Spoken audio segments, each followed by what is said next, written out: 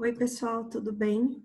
Então, dando continuidade à disciplina de nutrição esportiva, hoje a gente vai falar um pouquinho sobre a avaliação do estado nutricional e quais os principais métodos utilizados para avaliar o estado nutricional dos atletas. Então, eu vou compartilhar aqui com vocês a tela.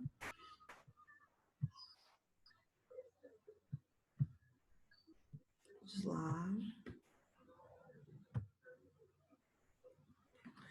Bom, então, avaliação nutricional e necessidades nutricionais do atleta. Para a gente avaliar, né, ou identificar o estado nutricional, se ele está adequado, se ele não está adequado, a gente tem uma série de ferramentas, né, desde a anamnese, que é aquela entrevista completa aí, com as informações do nosso atleta, que pode ser empregado também na nutrição clínica. A gente tem a antropometria, a gente tem exames bioquímicos e a gente também tem algumas ferramentas para análise do consumo alimentar. A ideia para que a gente tenha um estado nutricional adequado é basicamente atingir um equilíbrio entre o gasto energético e a ingestão alimentar. Então, dentro desses métodos de avaliação da composição corporal, a gente pode classificar os diversos métodos em métodos diretos, métodos indiretos e métodos duplamente indiretos. Então, só para a gente relembrar um pouquinho desses conceitos aí, que são conceitos da disciplina de avaliação nutricional, os métodos diretos são aqueles onde a gente consegue acessar de maneira direta todos os compartimentos corporais. E aí, basicamente, esse método envolve dissecação de cadáver, então separação de todos os diferentes compartimentos, que é um método que a gente não vai utilizar na prática clínica. A gente tem os métodos indiretos, que também são bastante relevantes, são utilizados aí, tidos como padrão ouro para avaliação da composição corporal.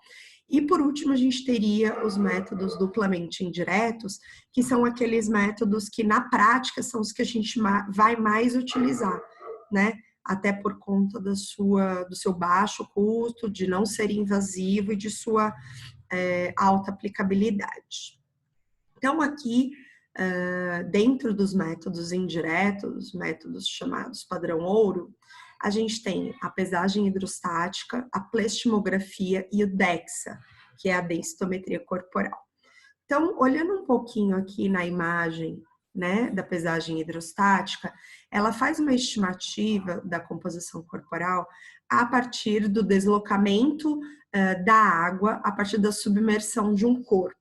Então, o indivíduo é colocado numa balança e essa balança ela é posicionada no fundo de uma piscina e a partir do momento da medida desse deslocamento que esse corpo faz na água, a gente consegue estimar a composição corporal.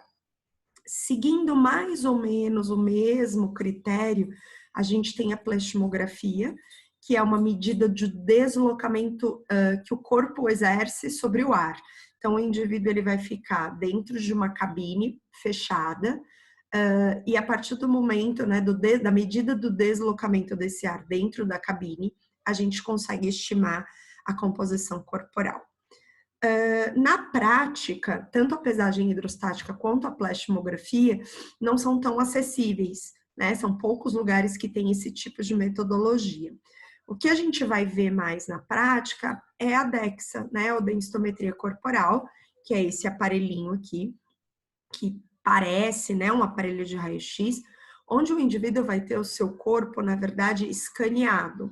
E aí, a partir do momento desse scanner, é possível separar, então, o conteúdo mineral, a massa livre de gordura, que inclui a musculatura esquelética e os outros tecidos, e o compartimento gorduroso desse indivíduo.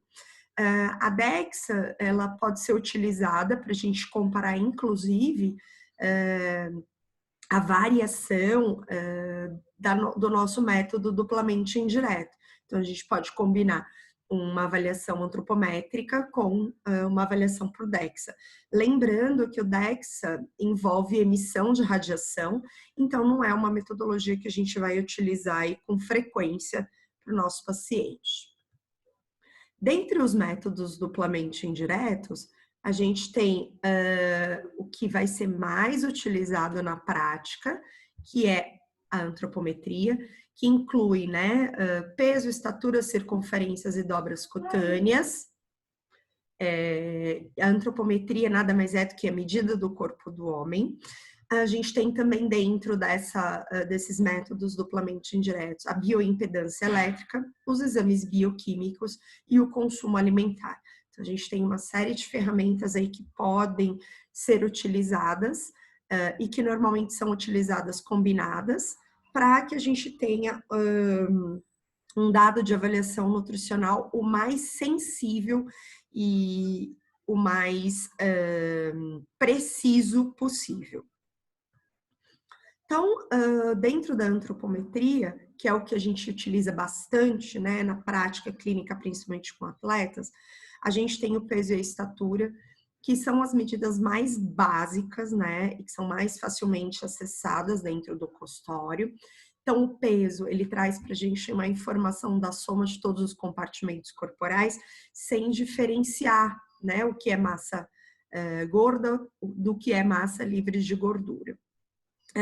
A estatura, ela traz, então, uma medida da altura e, juntamente com o peso, a gente consegue fazer o cálculo do índice de massa corporal, que é bastante utilizado em estudos populacionais, mas que no atleta acaba não sendo um critério utilizado principalmente isoladamente, já que o IMC ele não consegue segmentar ou separar os compartimentos corporais.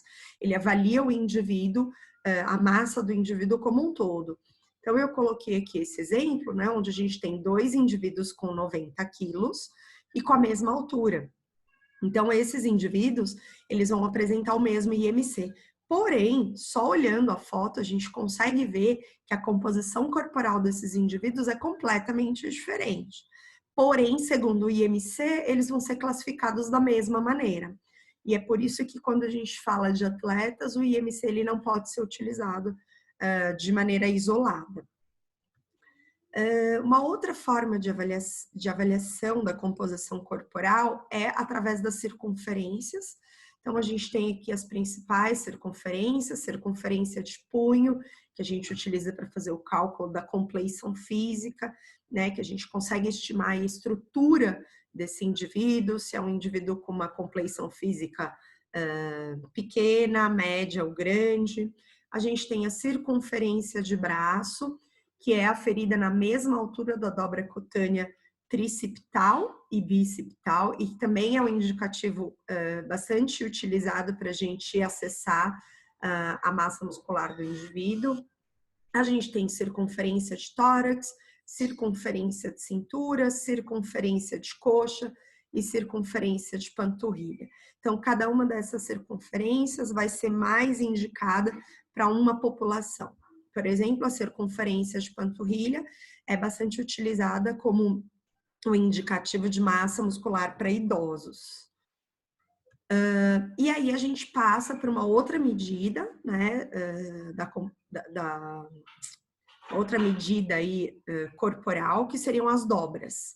As dobras cutâneas, elas são bastante empregadas quando a gente fala aí do indivíduo fisicamente ativo ou do atleta, porque através do uso das dobras combinado com circunferência e peso, a gente consegue estimar o percentual de gordura, e que acaba sendo bastante utilizado para avaliar ou para medir o impacto, por exemplo, do treinamento na modificação da composição corporal do indivíduo. Então, as nossas dobras cutâneas são a peitoral, axilar média ou meio axila, dobra cutânea do bíceps, abdominal, suprilíaca, coxa, panturrilha, subescapular e tríceps. E aí a gente vai ver que existem diversas equações utilizando a combinação de diferentes dobras para a estimativa do percentual de gordura corporal. Então, aqui a dobra do tríceps, né? A do tríceps e a do bíceps, elas são aferidas no ponto médio do braço, na mesma altura da circunferência de braço. Então, existe toda uma técnica para aferição, ou primeiro para localização do ponto anatômico onde a dobra deve ser aferida. Cada uma dessas dobras elas devem ser aferidas 3 vezes e calculada a média, já que é uma medida que tem uma variabilidade bastante grande, inter e intraavaliador. Então, essa medida feita 3 vezes tem o intuito de minimizar essa variação. Lembrando que essas dobras, elas também podem ser aferidas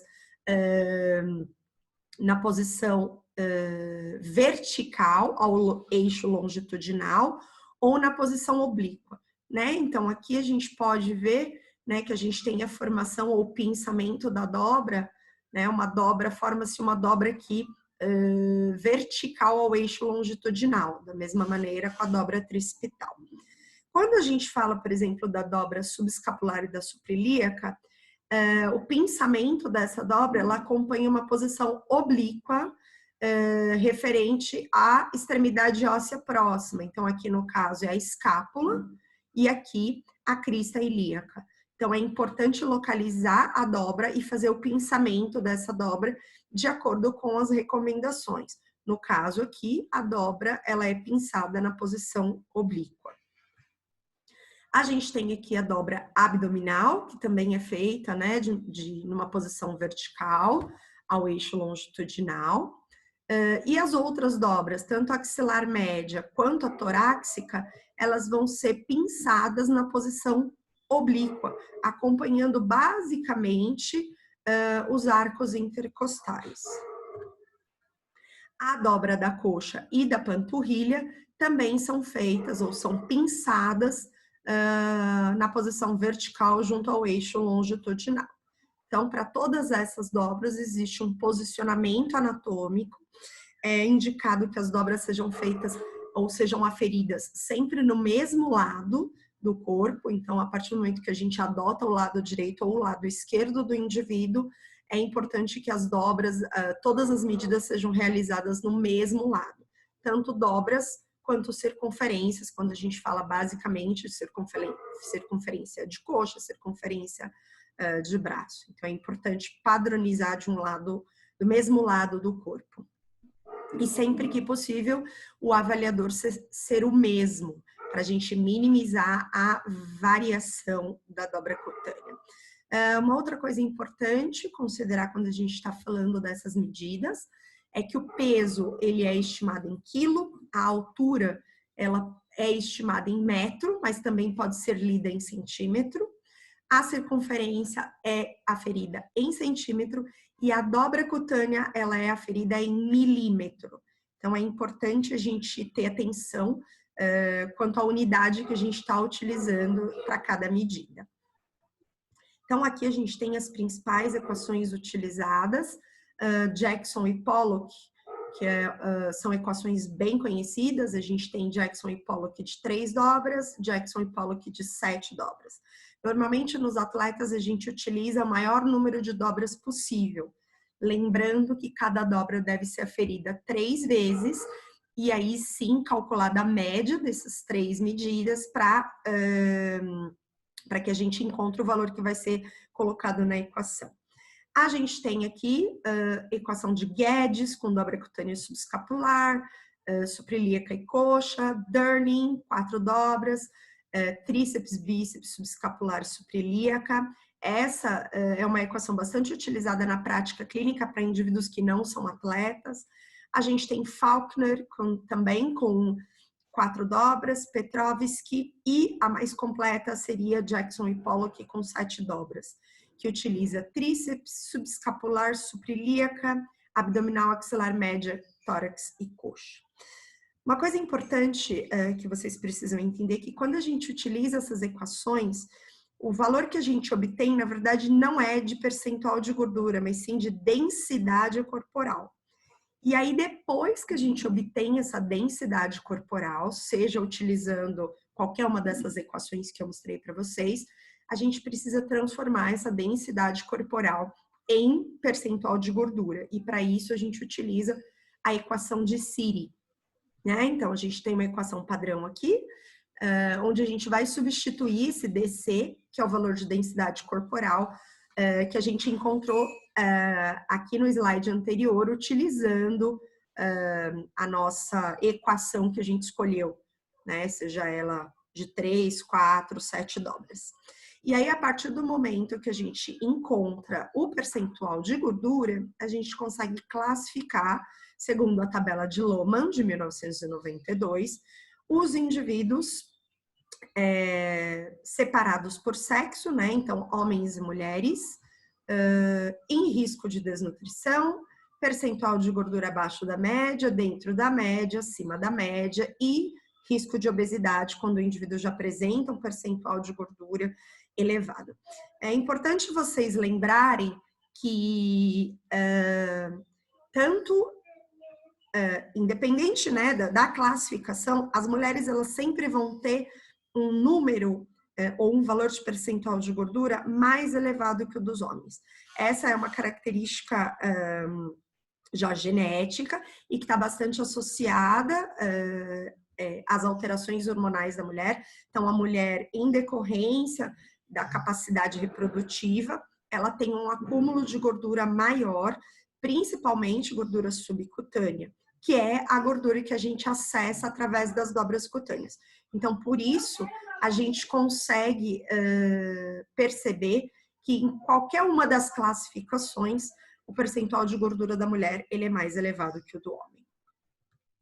Aqui a gente tem uma tabela de Pollock e Wilmore, de 1993, onde a gente consegue classificar o percentual de gordura de acordo com sexo e idade. Então, normalmente, os atletas, a gente vai classificar o percentual de gordura, segundo essa tabela, né? Então, aqui, ó, 18 a 25 anos, homens, percentual de gordura de 4 a 6% é considerado excelente. Para mulheres, na mesma idade, excelente de 13 a 16%.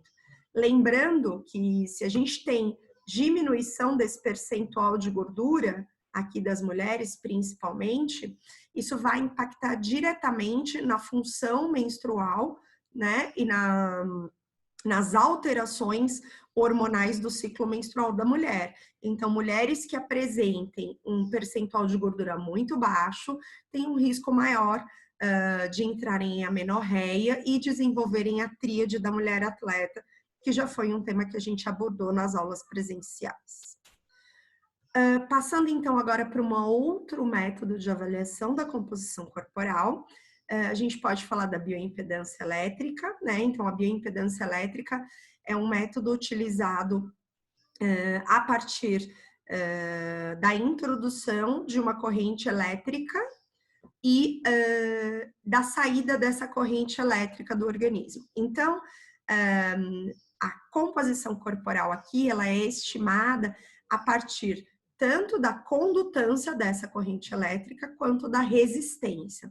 Lembrando que tecidos que sejam ricos em água vão apresentar uma maior condutância elétrica, como, por exemplo, a massa muscular. A massa muscular, ela tem mais água e, portanto, a sua capacidade de conduzir a energia elétrica é maior. Ao contrário, o tecido adiposo tem uma baixa quantidade de água, portanto, uma baixa condutância, uma maior resistência à corrente elétrica.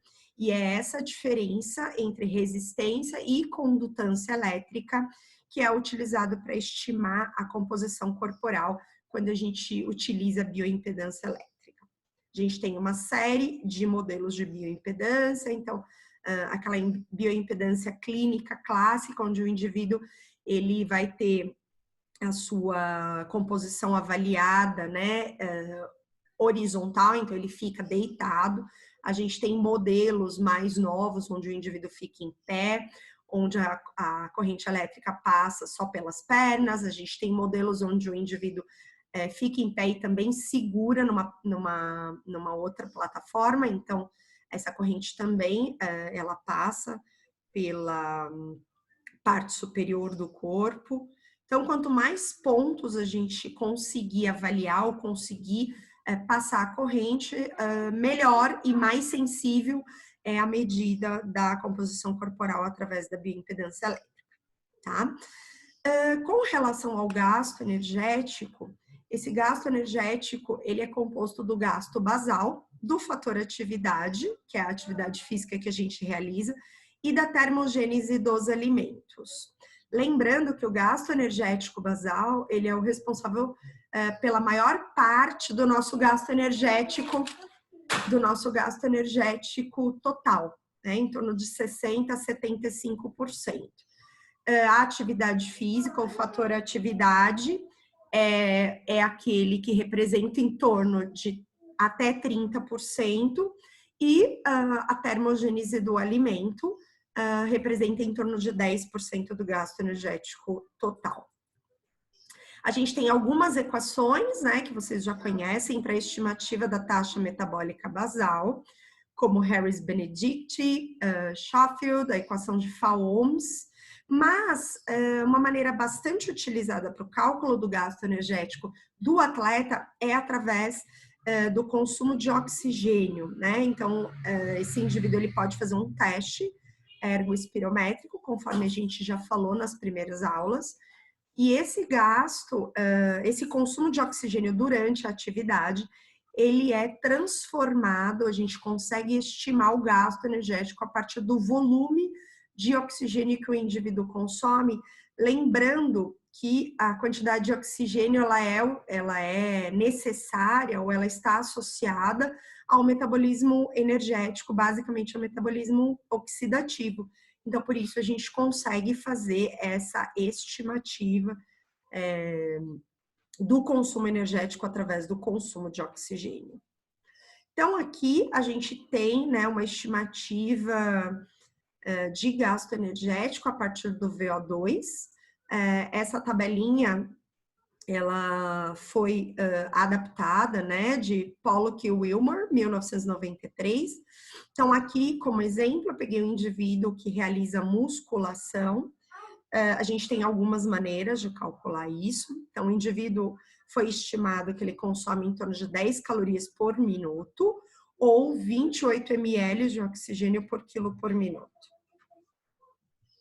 Então, olhando aqui, né, um exemplo, um homem de 70 quilos que vai praticar 30 minutos de musculação. Se a gente pegar aqui, ó, os 28 ml de oxigênio por quilo por minuto, a gente primeiro vai fazer, né, essa multiplicação pelo peso dele, e eu vou chegar num valor de 1.960 ml de oxigênio. Eu vou transformar isso aqui em litro, né, deu 1,96 litros de oxigênio, vezes os 30 minutos, que é o tempo de duração aí, ou a duração dessa musculação. Chego, então, em 58,8 litros de oxigênio. Isso foi, gente, a quantidade total de oxigênio consumida por este homem de 70 quilos, praticando musculação durante 30 minutos. E aí, eu dou para vocês a informação que cada litro de oxigênio consumido equivale a 5 calorias. E aí a gente faz essa outra multiplicação e chega num valor consumido aí de 294 calorias. Então, isso foi o que esse homem de 70 quilos, praticando 30 minutos de musculação, gastou de energia, tá? Aqui a gente vai ter um outro exemplo. Essa é uma tabela de Cat McArdle, de 1996. O exemplo aqui é o mesmo indivíduo de 70 quilos, praticando 60 minutos de judô. Segundo a tabela, o gasto energético dele seria 0,195 calorias por quilo por minuto. Então, a gente pega esse valor, multiplica pelos 70 quilos e multiplica pelos 60 minutos da atividade. A gente chega, então, num valor direto aqui, né? Um valor calórico de 819 quilocalorias. Uma outra medida bastante utilizada quando a gente fala de atleta é o MET. O MET, ele é o equivalente metabólico da tarefa, ou seja, é uma medida utilizada para avaliar o número de vezes que o metabolismo de repouso, ou metabolismo basal do indivíduo, foi multiplicado comparado ao momento que ele estava em repouso. Então, a gente pega, por exemplo, um indivíduo que em repouso gasta 30 calorias num determinado tempo, e durante a atividade ele gasta 120 calorias. Né? Então, quantas vezes esse valor de repouso foi aumentado? No caso desse exemplo que eu estou dando para vocês, 4 vezes. Então, essa atividade ela teria um valor de 4 METs. Né? Então, só para vocês terem mais ou menos uma ideia de como esse cálculo funciona. Então, ele é o dispêndio energético, ou VO2, enunciado em ml por quilo por minuto. O gasto energético em METs, inclusive, ele é uma medida utilizada e recomendada pelo American College of Sports Medicine para comparar a intensidade absoluta e o gasto energético de diferentes atividades físicas. Né? Então, a gente pode ter que o MET ele é uma medida de intensidade de esforço.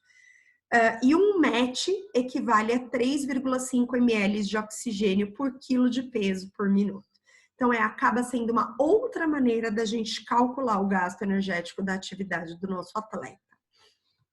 Então, aqui um exemplo. Eu tenho uma atividade, né, um exercício, que eu informo para vocês que o gasto energético desse indivíduo foi de 12 METs. Então, primeiro vamos fazer aquela primeira conta. 12 METs equivale a quanto de oxigênio? Né? 12 vezes... 12 vezes 3,5 ml por quilo por minuto, eu chego num valor de 38,5 ml por quilo por minuto. Vamos pegar aquele exemplo ainda do homem de 70 quilos. Então, 38 vezes o homem de 70 quilos, eu vou chegar, então, em 2.940 ml por minuto ou 2,94 litros por minuto, certo? Isso, lembrando que cada litro equivale a 5 calorias, 2,94 vezes 5 calorias, eu cheguei a um consumo por minuto de 14,7 calorias para esse indivíduo de 70 quilos. Se a gente pensar que o exercício dele durou 60 minutos, que foi aquele exemplo que a gente deu do judô, o gasto total dele foi 882 calorias. Então, olha lá como fica próximo daquele valor que a gente calculou anteriormente, utilizando o valor calórico por quilo por minuto. Então, tanto o MET quanto o valor de consumo de oxigênio por quilo por minuto, quanto o valor calórico estimado por quilo por minuto, se a gente está falando do mesmo indivíduo, da mesma atividade, são valores que vão sempre ficar bastante próximos, ok?